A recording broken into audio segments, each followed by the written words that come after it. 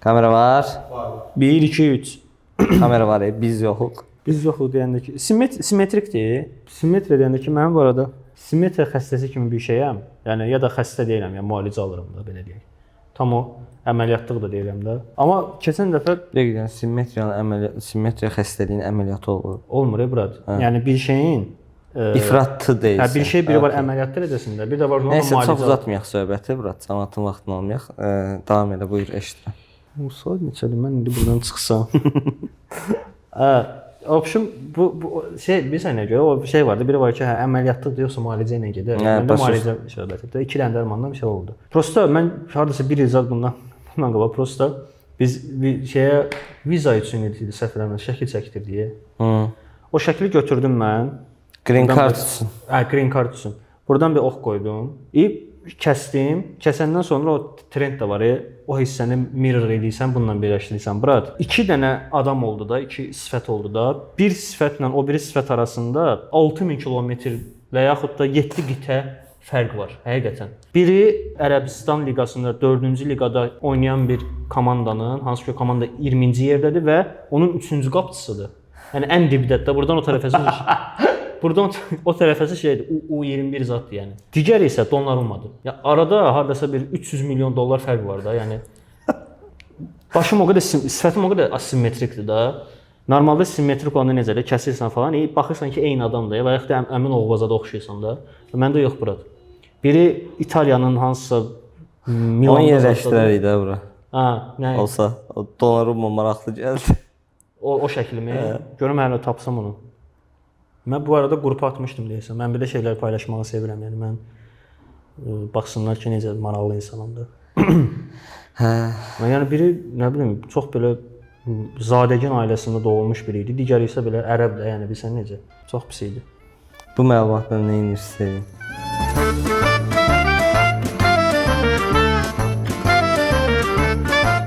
Çox işləyirik. Son bilmirəm neçə həftədir ki, inanılmaz bir qrafiklə işləyirik. Problem tam olaraq nədədir anlamaq biraz çətindir. Amma belə bir məsələ var da, heç kəs öz ayrandan mı yoxsa qatığına mı turş demir. Hərə günahı qarşı tərəfdə görür. Amma deyərdim ki, agentliklərlə, yəni söhbət reklam agentliklərindən gedir də. Ümumiyyətlə iş verənlə işi görən arasında inanılmaz dərəcədə güvən problemi var. Sanki işi verən, işi görəndən işi daha çox bilir. Prosta kayfa və pul çoxdur deyə iş verir. Yəni günün sonunda nə olur? Marka işi verir agentliyə və yönləndirmə edir. Və bu yönləndirmə tamam bir yerə qədər başa düşüləndi. Bir yerdən sonra başa düşülən deyil, çünki artıq onu bir agentlik bir alət kimi istifadə edir. Daha hansı ki agentlik yaradıcılığın olduğu bir yerdir də. Yəni sən işi verməlisən, güvənməlisən və sonunda nəticə almalısan. Prosesdə əgər sən dəfələrlə müdaxilə edirsənsə, bu artıq doğru deyil. Məsəl üçün belə deyim də, oyunlarda uşaqlarla da bunu danışanda bir case yaşadıq.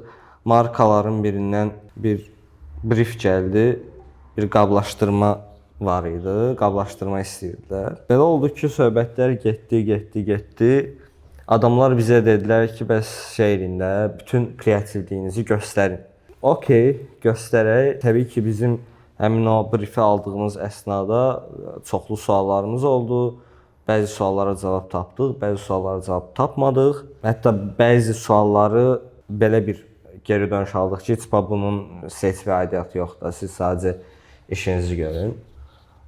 Okey, lap yaxşı. İşlədik, verdik və sonda axırda belə bir şey gəlib çıxdı ki, var olan əslində öz köhnə qablaşdırmalarına qayıtdılar. Yəni bu proses niyə oldu, niyə baş verdi, niyə biz o qədər iş gördük? Çoxlu niyələr çıxır ortaya və heç birinin də cavabını tapa bilmirsən. Əslində cavab var bir tərəfdən. Onu burada demək nə qədər etikdir, nə qədər etik deyil, onu deməsək daha yaxşıdır. Və bu səbəbdən də biz çox işləyirik. Həddindən artıq çox işləyirik və yoruluruq. Kommunikasiya məsələsi, koordinasiya məsələsi, o qədər problemlər var ki. Çünki şey var da, yəni bir bacara bilməmək var. Nə qədər işləsən də alınmaya bilər və yaxud da marka tam olaraq agentlikdən, indi mən agentlik tərəfdəyəm deyə biz daha doğrusu ona görə danışıram da. Səndən istədiyini almaya bilər falan filan. Alınmır da. Necəsə istəyini başa düşürsən, amma alındıra bilmirsən. Okay, oranı başa düşdük. Yəni hamı hər şeyi edə bilər deyə bir dünya yoxdur. Amma qarşı tərəf sənə A deyir, sən A eləyirsən. Sonra qarşı tərəf gəlir deyir ki, bu niyə D eləməmisən? Məsələn və reaksiyada şey deyil, A çox üzr istəyirik. Çox biz üzr sizə yanlış hərf biz demişik. sizə A yox, D deməli idik, amma səhvən A yox. Gələn kimi şeydir. Niyə D eləməmisiniz? Sanki sən ovucuvu eləməlisən. İnisiativ almalısan və deməlisən ki, bunlar mənə A dedilər, amma yox, bu D istəyən oxşuyur falan. Bu 100% D-dir. Yəni bu D eləyim. D eləyim, yoxdur elə bir məsələ. Yəni və buna görə hətta yəni ümumiyyətlə xaricdə bir çox mövzularda olduğu kimi burada da çox həssasdır. Burada da çox belə deyə də qatıdır.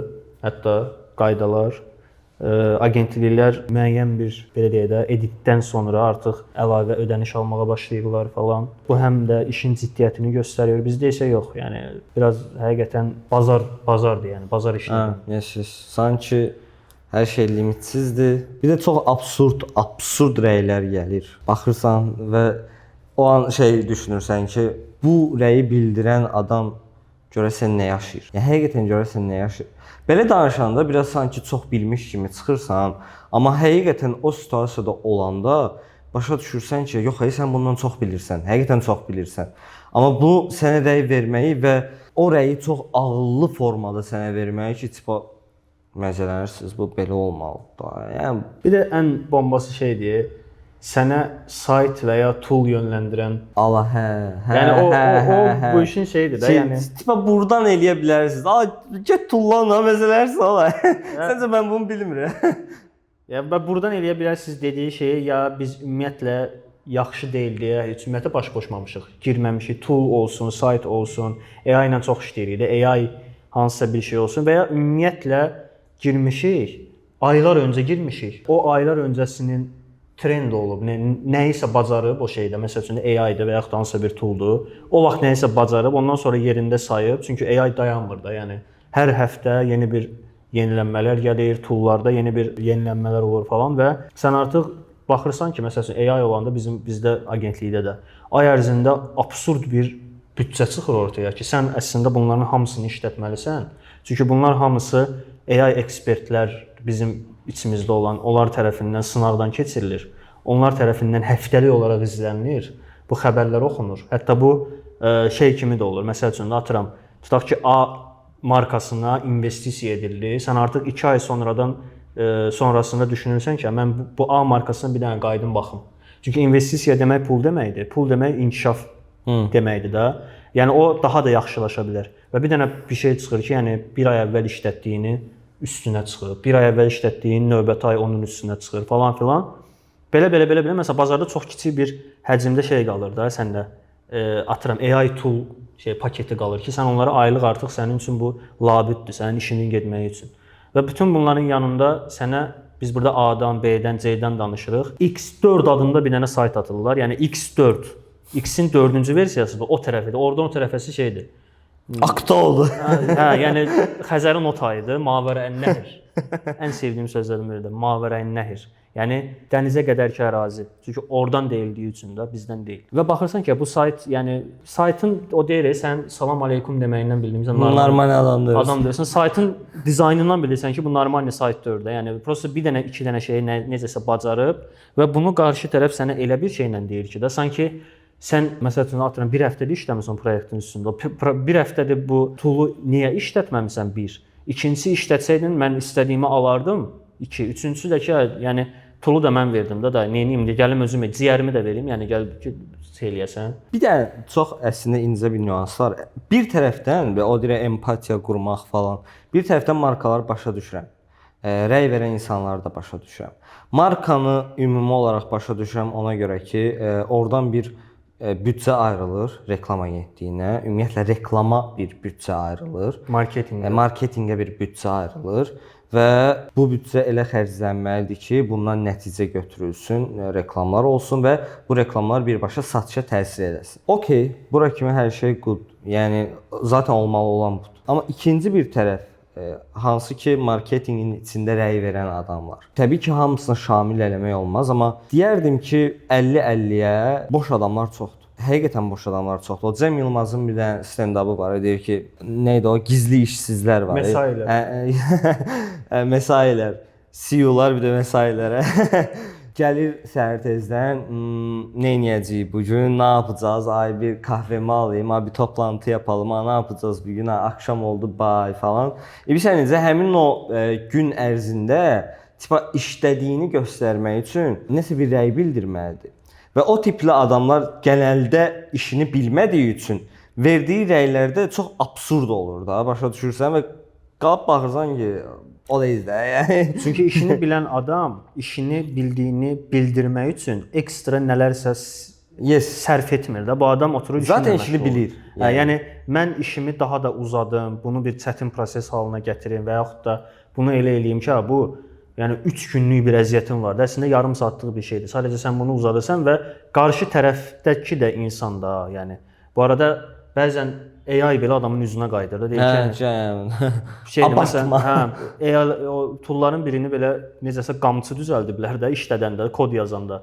Və başqa biri də şey deyib, söyüşlə danışıb, çox pis danışıb. O da deyib ki, mən yəni başın qaçmasın da, sən mənlə söyüşlə danışa bilmərsən və məni işlədəndə, sən mənə abunə olanda mənə olub o read var ya sözləşmə. Sözləşmənin içində var ki, sən mənlə bu tonda, ton demək də səs deyil.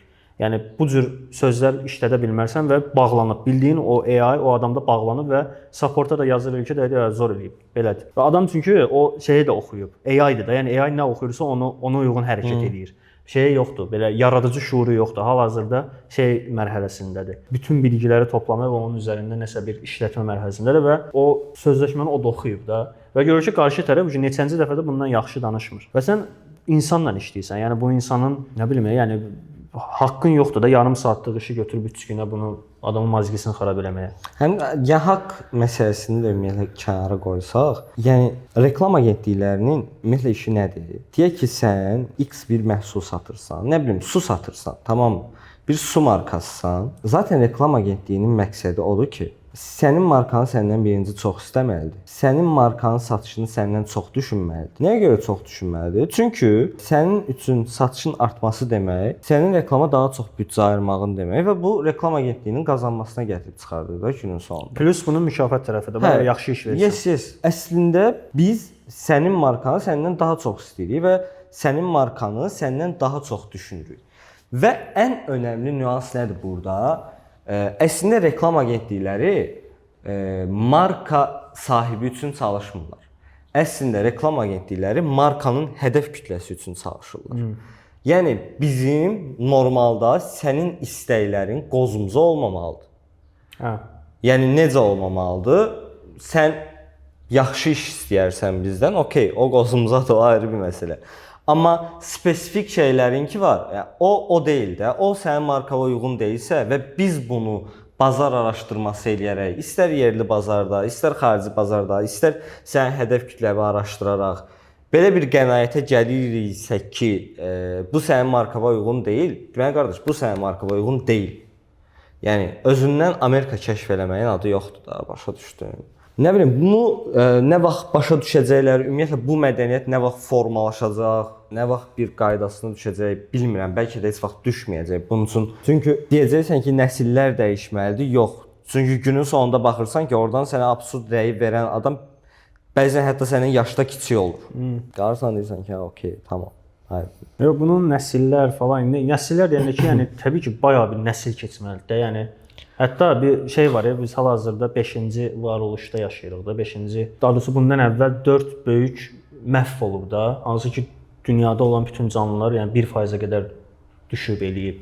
Yəni bir 6-cı bir dənəsə elə olmalıdır ki, bu yenidən bir elə bir söndürüb təzədən yandırır. Eynən. Yəni məsəl üçün bu qədər absurd bir şey. Çıxırıq tutaq ki, hər dəfə bunu danışırıq ki, küçədə gəzəndə, nə bilim, posterlərə baxanda, mağazaların loqolarına baxanda İnsanın ürəyi açılmağı əvəzinə şey olursan, tıncıxırsan. Bu rəylərin nəticəsidir əslində. Çünki tamam. Onu çox üzr istəyirəm, onu hazırlayan məkan şəxslə onu çapa verən şəxs eynidir. Hələ də bugünkü gün özündə belə bəzi mağazaların adları ingilis dilindədir, caps lock-la yazılıb və hələ də i hərfinin nöqtə qoyan yerlər var. Başa düşürsən və bunu nə yazan adam, nə çapa verən adam, nə aparıb ora quraşdıran adam, ala bunların hamısını boş verdiyi marka yiyəsi özü belə deməyib ki, qardaş bu nədir? Yəni əslində o qədər önəmsəmir də, başa düşürsən? Belə durub danışsa deyəcək ki, "Ha, mənim satışım niyə yoxdur?" Sən birinci öz loqoya bax qardaş. İngilis dilində i hərfi caps lock-un hələ də nöqtəsi var. Sən birinci oradan başlamalısan. Yəni şey kimi də düşün ki, bir o deyirəm, geyimə görə qarşılayıb, ağla görə. Sən o qarşılamada o yandırdın da özünü. Şey var, təzə görmüşdüm, o səhv eləmirəmsə düzəltdilər yoxsa yox. Chivas var. İçki üstündə yoxsa yox, şeydir, bir yerdir, yerin adı Chivas. Məkan şeydə idi, Nərimanov tərəfdə idi səhv eləmirəmsə. C H I V S, yenə nöqtəsi var, amma C-nın da quyruğu var. Yəni Chivas. Chivas, yəni bilirsən ən C odur da. Yəni bilirsən C-da var, ondan sonra H-da var. Çünki o bəlkə onun nəsə mənası var. Brad, yəni Brad belə pis çıxmasın 10-15 dildə belə deyək, şey kimi çıxmasın da, hərfi görərək tanıyıram mən ki, məsələn hərfdən tanıyıram ki, bu hansı dildir. Mən dünyanın heç bir dilində elə bir şey görməmişəm. Yoxdur Brad. Və Latın qrafikalı şeylərin çoxsunu tanıyıram ki, yəni vurğusundan belə bilirəm ki, bu Portuqal dildir, İspan dildir. Yəni o qədər marağım var söhbətə. Yoxdur Brad elə bir şey. Adam satdığı məhsulu bilmir. Yəni orada yazılıb qalan Chivas. Hə də yəni aç bir dənə bax da, yəni nə qədər onun qapağına baxasan da, aç bir şeyinə də bax da, yəni. Şişədə durduğu kimi durmuyor. Durmur. Durmamış zaten. İçi belə hazır artıq. Çının quyruğu nə? Nəysə, bütün bunların fonunda və bütün bunların sonunda bizim bir çox şeydə işçi olsan, oranın hər yerin öz problemi var da. Amma ümumən dizayner olmasaydı nə olardı? Brad, mən yenidən əgər peşə seçmək şansım olsaydı, yəni illər öncə 100% dizayn peşəsini seçməzdim. 100% seçməzdim. Yəni ən azından bu ölkədə seçməzdim Brad. Məncə ən optimal variant və mənə görə ən məntiqli variant, deyək ki, yenə atıram məktəb oxumamışam falan. Yəni o beyaz yakalı olmamışam da. Yəqin ki, ticarətlə məşğul olardım. Yəni 100% ticarətlə məşğul olardım. Ya ticarətlə məşğul olardım, ya da nə bilim bəlkə də restoran falan biznesinə girərdim. Çünki çox üzr istəyirəm. Hətta aşpaz olma ehtimalım da var və çox mükəmməl aşpaz ola bilərdim. Bəs sənətkar? Sənətkar? Sənin taxt ustası. Taxt ustası falan var. Toz torpağa təzədən girmək istəmirəm. Həm də ki, şey məsələsi var. Məsələn, mən 10 yaşımdan bəri hardasa hərbi xidmətə kimi də atamla taxt ustası işləmişəm. Mənim atam taxt ustası olub və o sənətə çox böyük marağım və həvəsim oldu da. İnanılmaz bir həvəsim oldu. Çünki o da əslində bir yaradıcılıqdır da, belə baxanda. Nə isə yaradırsan, taxtadan nəsə həqiqətən sənət əsəri yaradırsan, hansı ki, hər kəsin eləyə biləcəyi bir şey deyil. Sonra belə oldu ki, Brad, yəni məsələn atıram o vaxtı söhbət edirəm sənə 2010-lardan, 12-lərdən falan kvadratla iş görürdülər də, kvadratı falan qiymətə. İndi elə deyil. İndi də elədir. Sadəcə atıram kvadratı X bir qiymətə iş görülürdü. Bir neçə il sonra o qiymət 30 dəfə azaldıldı, Brad. 30 dəfə, yəni necə oldu? Atıram 45 manata, kvadratı 45 manata iş görülürdü. Sonra ustalar çıxdı ki, onu 7 manata, 8 manata elədilər. Bilirsən niyə? Çünki atam deyir, hər əlinə çəkic götürən olub usta. Elə bir şey oldu. Ondan sonra başa düşdüm ki, yox da, yəni adayım. Amma məsələn aşpaz olardım və çox yaxşı aşpaz olardım. İnanılmaz yaxşı aşpaz olardım. Sevirəm. Çünki o özü də bir əslində yaradıcılıqdır da. Yəni nəsə qatırsan özündən, nəsə eləyirsən, nəsə bir yeni resept çıxardırsan, nə bilim, o olardı. Bəs sən? Valla mən uşaqlıqda məktəbdə müəyyən bir yaşa qədər də belə deyək, 8-9-a qədər arxeoloq olmaq istəyirdim də. Mənə çox maraqlı idi da nəyisə kəşf eləmək. Çünki mənə görə ümumiyyətlə tarixin özündə də elədir, elmin özündə də elədir də. Bütün məsəl üçün də sən nəsə deyirsən, tutaq ki, atıram deyirsən ki, insanlığın yaşı 4.5 milyon ildir. Məsəl üçün deyirəm mən 4.5-dir, 3.5-dir bilmirəm. Onu nəyə görə deyirsən? Çünki tapılmış ən qədim insan sümüyü 4.5-dir. və sən əlində olan dataya görə bu şeyi deyirsən. Əgər 5 milyon il əvvəl yaşamış bir insan sümüyü tapsan, hansı ki şey deyirsən və oradan bütün tarixin, o insanlığın gedişi və ona hətta belə deyək də, o 4.5 milyon il əvvəl tapılan Qərbi Afrikada tapılıb. Daha doğrusu Şərqi Afrikada. Və oradan artıq antropoloqlar deyirlər ki, hə, demək ki, insanlıq buradan çıxıb Misirdən gəliblər, Misirdən yaxın şərqə, oradan bölünüblər Avropaya, bölünüblər Çinə. Avropaya gedənlər orada qalıblar, Çinə gedənlər bir qrupa bölünüb Sibirə, oradan Bering boğazını keçiblər, Amerikaya gəliblər, buradan nə bilim Peruya qədər düşüblər. Yəni bir dənə nöqtədən belə şaxələnib də. Hə, ilk insan sümüyü Avstraliyada tapılsa, bu başlayacaq təzədən oradan çəkməyə xəritəni. Başa düşürsən, əlində nə data varsa ona uyğun şey verirsən və mənə çox maraqlıdır ki, sən bir dənə bir şey tapırsan, uşaq vaxtı düşünürdün, yəni bir nəsə bir alət tapırsan, məsələn nə bilim, Göbəkli Təpə məsəl üçün də tapıldı və 11 min il əvvəlin söhbətidir də o. 11 min il əvvəlin söhbəti və orada hətta kurqanların falan tipi türklərin Sibirdə, Altayda olan o tipinə çox bənzəyir və o yaxın şərq tipi deyil. Bu deməkdir ki, demək ki, nə vaxtsa türklər burada olublar.